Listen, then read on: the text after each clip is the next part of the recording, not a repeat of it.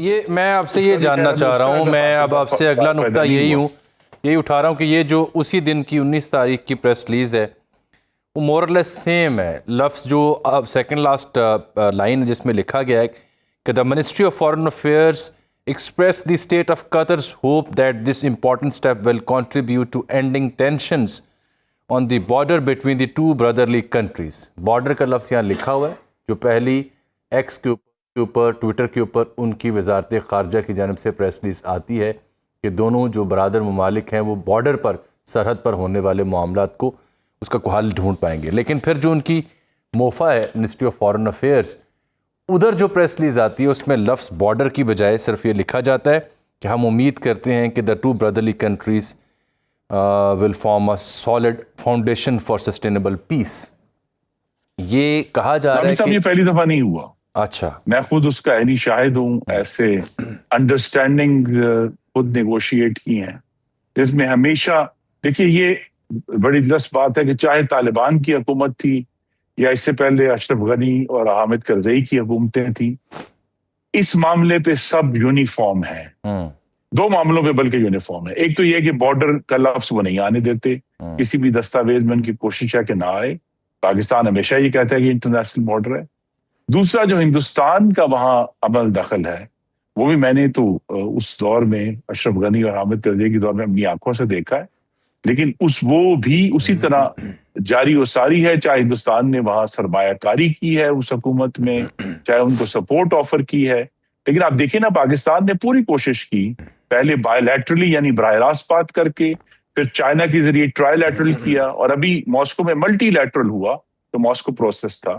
اس کا نتیجہ کیا نکلا کہ افغان وزیر خارجہ ماسکو سے اٹھ کر سیدھا ہندوستان تشریف لے گئے، وہاں 9 دن رہے. تو لہٰذا وہ جو تمام باتیں ہم کہتے تھا، پاکستان کہتا تھا، جو جس پہ بہت سارے لوگ پھر یقین نہیں کرتے تھے، اب بالآخر وہ یقین کرنا پڑے گا کہ بھئی یہ وہاں ہندوستان اور افغانستان کا گٹھ جوڑ ہے. اور حقیقت یہ ہے جامی صاحب کہ اگر ہم کہتے ہیں کہ افغانستان سے ہماری ابھی تناؤ ہے، جنگ بالآخر ہندوستان سے ہی ہو رہی ہے، چاہے بلا واسطہ یا بال واسطہ. یہ بات آپ نے ٹھیک کی ہے. دیکھیں نا ملا یعقوب جو ہیں یہ الجزیرہ پہ بیٹھ کے یہ کہہ رہے تھے کہ ہم نے کبھی اپنی سرزمین کسی اور ملک کے خلاف استعمال نہیں ہونے دی، اور یہ جو ایکوزیشنز ہیں بیس لیس ہیں. آگے وہ کہتے ہیں جی we maintain independent relations with India and Pakistan based on our interest and good neighbourliness seeking improved ties not tensions. تو وہاں تو آپ امپروو ٹائز چاہتے ہیں، ہمارے ساتھ آپ ٹینشنز کو بڑھا رہے ہیں، اور یہ واضح جھلک ہے کہ ان کی جو ترجیح ہے وہ بھارت ہے. اور کیوں ہے اس پہ تو اب تھوڑی بات کیجئے. اور کیا بھارت دلی بیٹھ کے کابل کی ڈوریاں ہلا کے پاکستان کے ساتھ سرحد کو بدامنی کا مسلسل شکار بنا سکتا ہے؟ کیا پاکستان نیٹو اور یو ایس کی طرح ایک لمبی افغان جنگ کا متحمل ہو سکتا ہے؟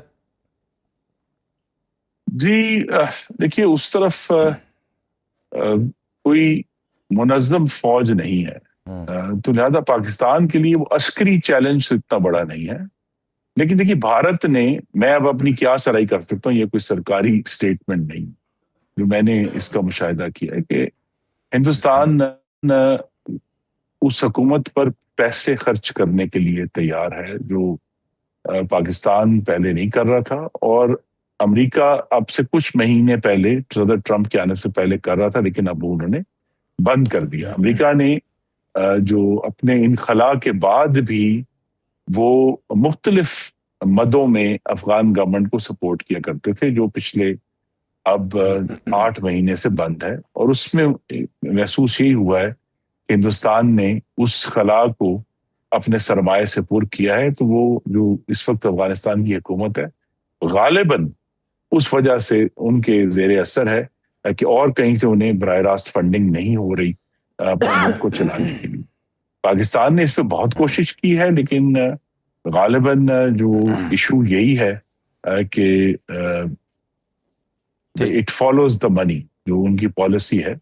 اور بالکل پاکستان کے لیے جو بہت ہی خطرناک بات ہے کہ دونوں ہمارے صوبوں میں افغانستان سے ہی در اندازی ہو رہی ہے، اور ہمیں اس کو بہرحال عسکری طریقے سے روکنا ہے. بیک وقت ہمیں گفتگو بھی جاری رکھنی ہے۔ پاکستان بالکل نہیں چاہتا کہ ہمارے افغانستان سے جو ہے وہ ایک مستقل کوئی جنگ ہو، لیکن ابھی جب کہ ہم نے چند دنوں کے اندر ہی 2 دفعہ اتنے بڑے ہم نقصان اٹھائے ہیں اور اٹھا رہے ہیں۔ دیکھیے جنوری 23 میں بھی پشاور کی پولیس لائن میں 100 سے زائد لوگ شہید ہوئے تھے، جو کہ آرمی پبلک سکول پشاور کے بعد دوسرا بڑا واقعہ تھا پاکستان میں شہادتوں کا۔